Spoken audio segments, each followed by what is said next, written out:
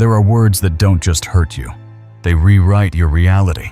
Words that flip love into control.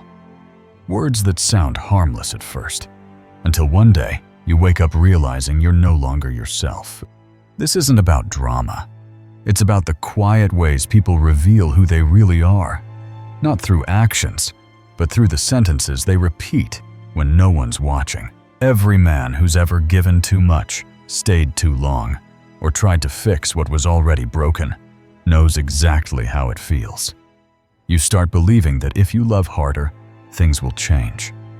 But love can't survive where respect has died. Today, we're not talking about random fights or bad days. We're talking about the 6 phrases that destroy relationships from the inside out. Phrases that don't just cross a line, they burn the bridge entirely. Because when someone shows you their truth through their words, the worst mistake you can make is pretending you didn't hear it. The first phrase that should make every man stop cold is this: "You owe me." Not, "Could you help me?" Not, "I need you." But, "You owe me." It sounds small, almost casual. But hidden behind those 3 words is a belief that can rot a relationship from the inside out. Because "you owe me" isn't about love, it's about ownership. When someone tells you that you owe them, they're not asking for partnership, they're demanding payment. What was once affection becomes an invoice. What was once teamwork becomes servitude. Suddenly, everything you do is a transaction to prove your worth.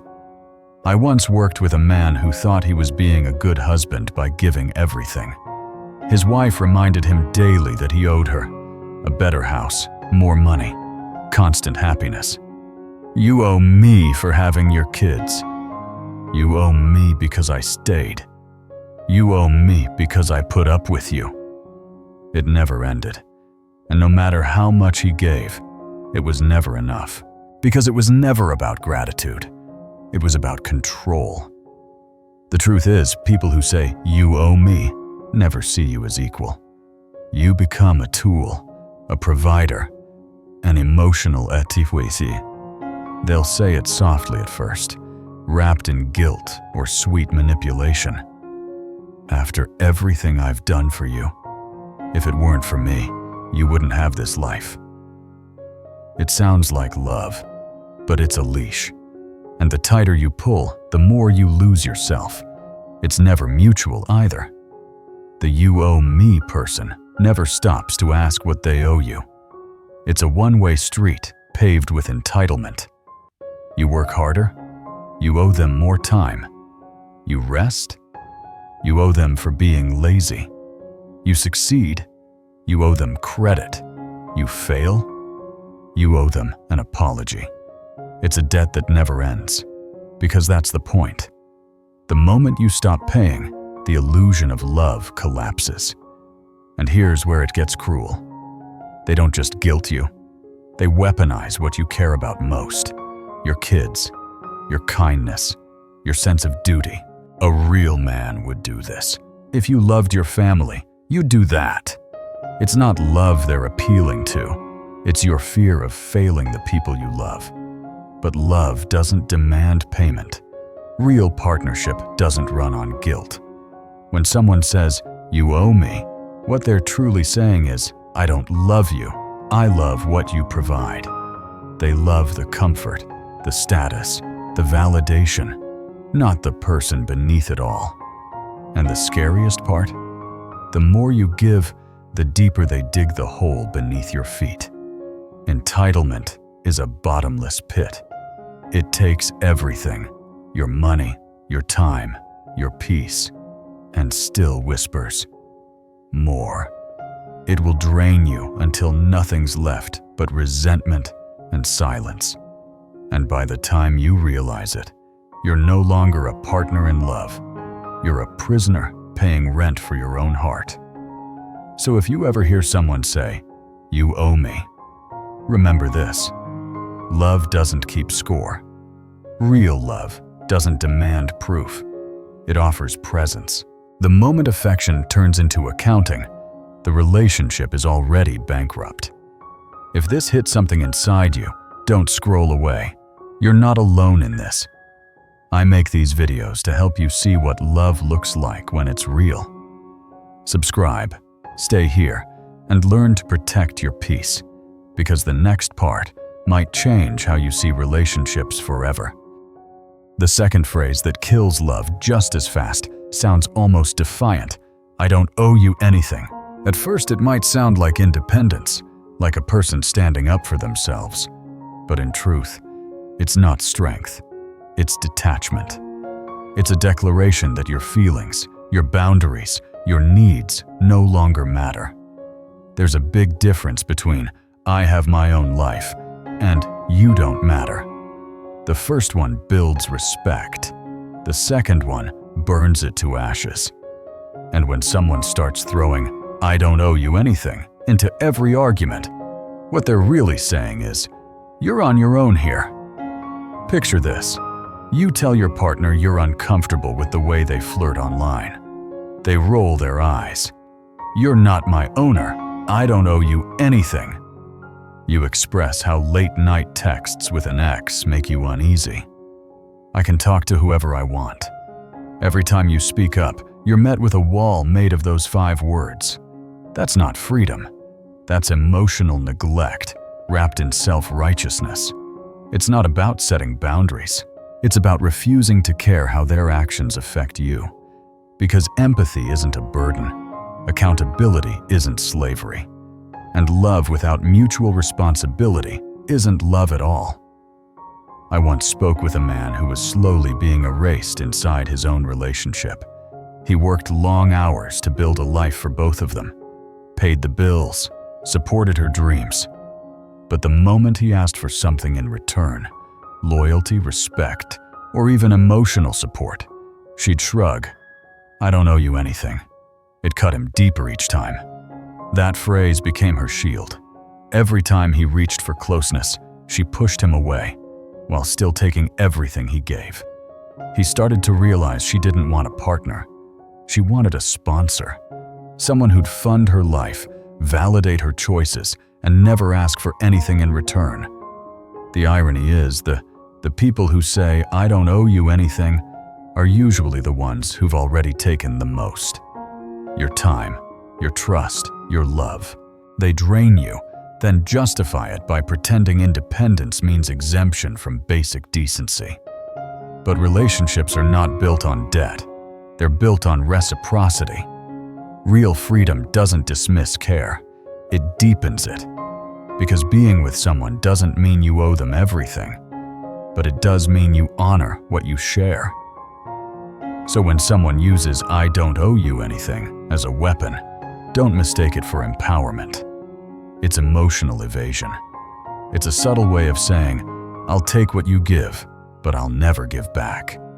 And once those words are spoken often enough, the relationship turns into a hollow space.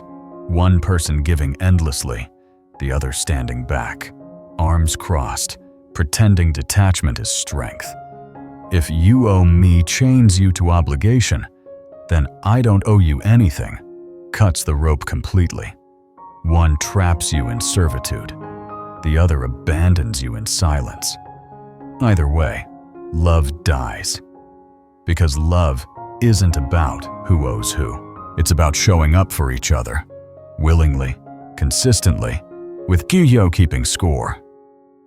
The third phrase might sound like a joke at first, a bit of sass, a casual vent, but underneath it lies poison. All men are trash.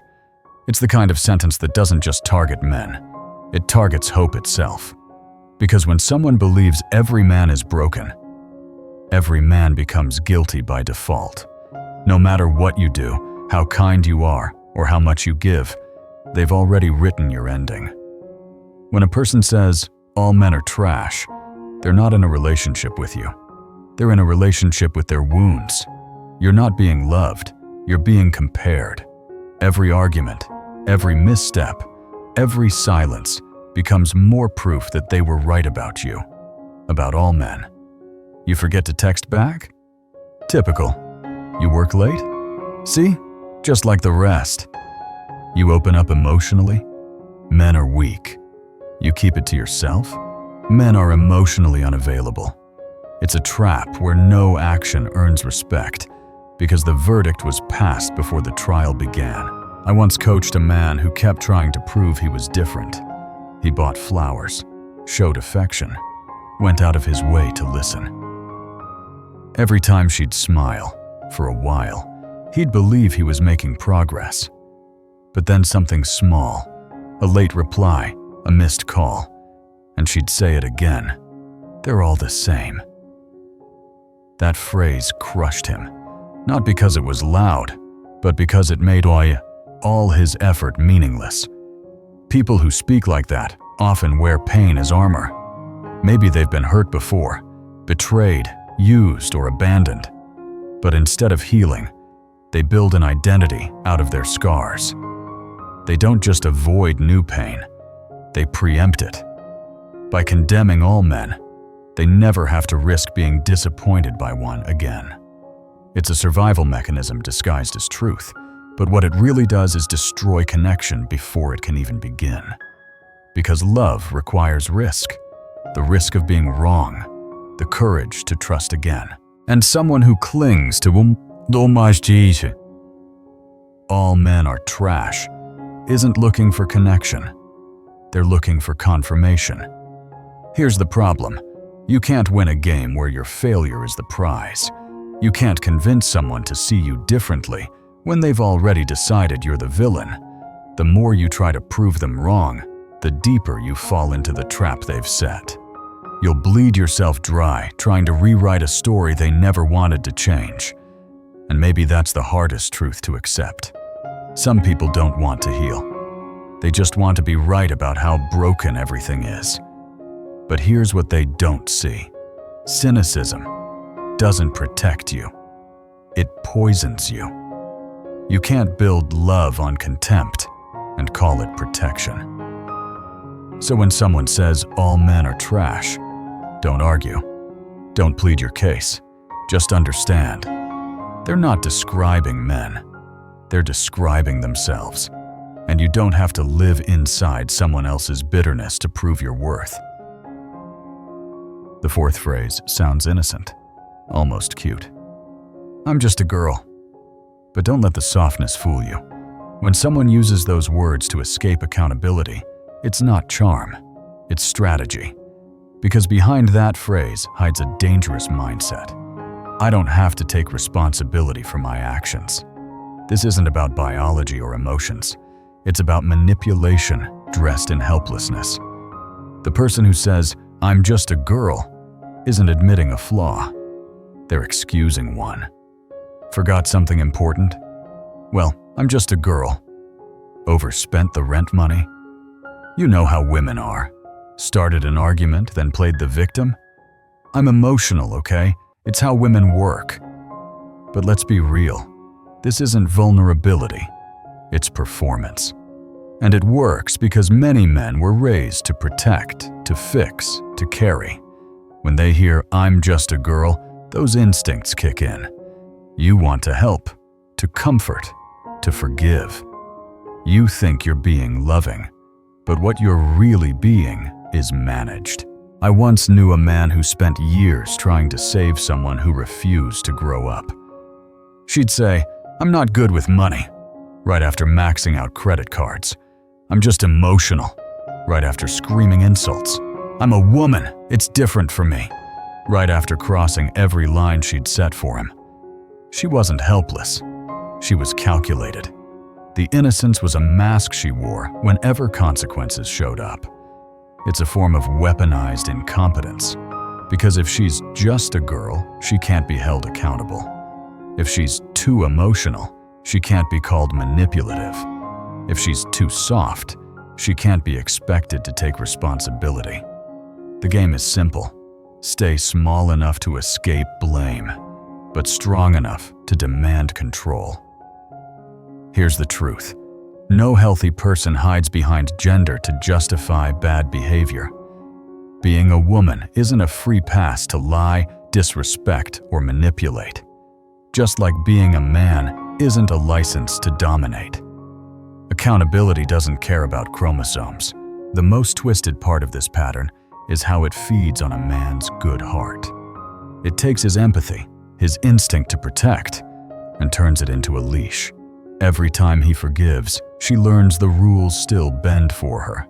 Every time he gives in, she proves she never has to change. And over time, he forgets what partnership feels like. Because he's not with a woman, he's parenting one. Love without accountability becomes chaos. Respect without boundaries becomes slavery. And the moment someone says, "I'm just a girl," as a way to dodge growth, they're really saying, "I'll never meet you as an equal." So hear this clearly. Strength isn't in playing small. Real women and real men own their impact. They don't hide behind gender. They rise beyond it. Because anyone who uses weakness as a weapon isn't helpless. They're dangerous. The fifth phrase sounds romantic at first. It wears the voice of love, but it's actually a trap. If you loved me, you would. Those 6 words can twist the purest heart into submission because they turn love from a gift into a test, one you're destined to fail. If you loved me, you'd buy me that bag. If you loved me, you'd skip your friend's trip. If you loved me, you'd let me check your phone. It's not affection. It's emotional blackmail. People who use that phrase don't want connection. They want control. Love, to them, isn't about trust. It's about compliance. Every sacrifice you make becomes the new standard. Every yes only earns you the next demand. You give an inch, and they call it proof. You hesitate, and they call it betrayal.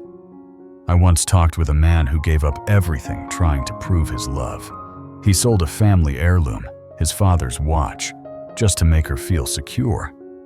She told him, "If you loved me, you'd choose our future over that old thing." He believed her. 6 months later, she left him for someone who could give her more. The watch was gone, the money was gone, and so was she. That's what this phrase does. It drains you dry, one proof at a time. Because when love becomes a scoreboard, there's no finish line, just exhaustion. If you loved me is never about love. It's about leverage. It's about bending someone's heart until it breaks, and then blaming them for not loving hard enough. Real love doesn't demand proof through pain. It doesn't measure devotion in sacrifice. Love that has to be proven over and over again isn't love. It's performance. When someone uses love as a weapon, it's because they fear losing power. They test you to make sure you'll stay, not because they care, but because they crave control. And every time you pass the test, you reinforce their power. You teach them that guilt works. But here's the truth. If you have to keep proving your love, you're not in a relationship. You're on trial, and no one can live on the witness stand forever. Healthy love doesn't sound like, "If you loved me, you would." It sounds like, "I trust you. I appreciate you. I feel safe with you." Those words build. The other ones break. So when someone tells you, "If you loved me," understand what they're really saying. My love for you depends on what you can do for me. That's not intimacy. That's manipulation with lipstick on it. Love doesn't test. It doesn't guilt. It doesn't twist devotion into debt. Real love, the kind worth fighting for, doesn't make you prove it every day. It makes you feel it every day. And the moment someone turns love into currency, you can be sure of one thing. The price will only rise until you have nothing left to give. The sixth phrase might sound like nothing. Tossed out mid-argument, said through clenched teeth, thrown like a grenade. Just leave then. Most people don't realize what they're really saying when those words drop. It's not a challenge. It's not even anger. It's emotional blackmail. It's saying, comply or disappear. It's not communication. It's control dressed up as indifference. When someone throws out, "Just leave then," what they mean is, "I don't think you have the strength to go." It's a bluff. They expect panic, not peace. They expect you to fold, apologize, and stay quiet, because deep down, they know you still care, and they use that care as currency. I once worked with a man who lived this every day. Every disagreement ended the same way. "If you don't like it, leave. If you're not happy, there's the door." And every time he backed down, terrified of losing her, desperate to fix things. Until one night, after another small fight, he finally said, "Okay." He packed his things. The shock on her face said it all. It was never supposed to happen. It was never about leaving. It was about control. That's the truth most people don't want to face. The ones who say, "Just leave then," rarely want you to go. They want to win. They want to scare you back into submission. But say it enough times, and one day, the person on the other end realizes something. You were right. They should leave. And once that happens, there's no coming back. Because every "just leave then" chips away at safety, at connection, at trust. Eventually, love can't live in that kind of atmosphere, where every argument carries the threat of abandonment. This phrase is more than manipulation. It's psychological warfare. It's a way of saying, "My comfort matters more than your peace." It's control disguised as confidence, and it slowly conditions you to equate love with fear. If "you owe me" chains you, and "I don't owe you anything" cuts you loose, then "just leave then" pushes you off the edge.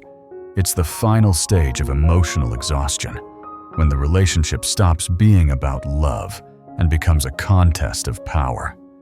Here's the part people forget. Control always kills connection, every single time. You can't scare someone into loving you. You can't threaten someone into trust, and you can't build forever on ultimatums. These 6 phrases, every one of them, share the same root: disrespect, disguised as emotion. "You owe me" turns love into debt. "I don't owe you anything" turns independence into isolation. "All men are trash" turns pain into identity. "I'm just a girl" turns weakness into manipulation. "If you loved me" turns care into control. And "just leave then" turns fear into dominance. They don't start loud. They creep in quietly. Little hints, subtle comments, soft guilt. Then before you know it, you've been trained to accept less and apologize more. That's how manipulation works. It doesn't demand chains. It makes you build them yourself. The danger isn't only in what's said, it's in what you start believing. You tell yourself it's temporary. You convince yourself they'll change. You make excuses because leaving feels harder than staying. But here's the truth no one wants to say out loud. Staying costs more, always. You might pay with your self-worth, your peace, your friendships, your sleep. You'll pay in small doses until there's nothing left of you but exhaustion. The kind of exhaustion that doesn't come from work or life. It comes from constantly proving you deserve respect from someone who already decided you don't. I've seen confident men shrink into ghosts. Men who once laughed loud, spoke freely, led proudly, now walking on eggshells in their own homes. Because they've been conditioned to believe love means endurance. But endurance without respect isn't love. It's slow destruction. And when you finally break that spell, when you stop responding to the manipulation, when you stop explaining yourself, when you stop trying to earn basic decency, that's when your real life begins again. You start remembering who you were before the constant tests and guilt trips. You start rebuilding the friendships you abandoned to keep the peace. you rediscover silence, not the kind that hurts, but the kind that heals. You stop performing, and you start breathing. Leaving isn't failure, it's clarity. It's choosing sanity over chaos. And if you have kids, it's showing them that love isn't supposed to look like fear, that relationships don't have to hurt to matter. When someone shows you who they are through their words, believe them, not because you're judgmental, but because they're being honest in the only way they know how. These phrases aren't mistakes, they're windows into character. You don't fix people who don't want to grow. You don't heal someone by bleeding for them. And you don't build peace in a house that runs on power games. The person who truly loves you will never weaponize your kindness. They'll never make you prove your loyalty or punish you for having boundaries. They'll never make you feel small for loving big. Real love doesn't play tug of war. It holds space. So if you're hearing these phrases now, the guilt, the dismissal, the manipulation, take them as your wake-up call. You don't owe anyone your suffering. You don't have to prove your worth through pain. You don't have to keep chasing validation that will never come. Because you only get one life. And every day you spend in a relationship built on disrespect is a day stolen from the peace you could have had. Stop negotiating with emotional terrorists. Stop mistaking chaos for passion. Stop thinking you have to fix what's already rotting. Love doesn't demand you disappear to make someone else comfortable. The strongest response isn't yelling. It's walking away, not in anger, in clarity. Because silence, distance, and peace are louder than any argument. The moment someone says, "Just leave then," believe them and go. Not because you've given up, but because you finally remember who you are, and you're done apologizing for it.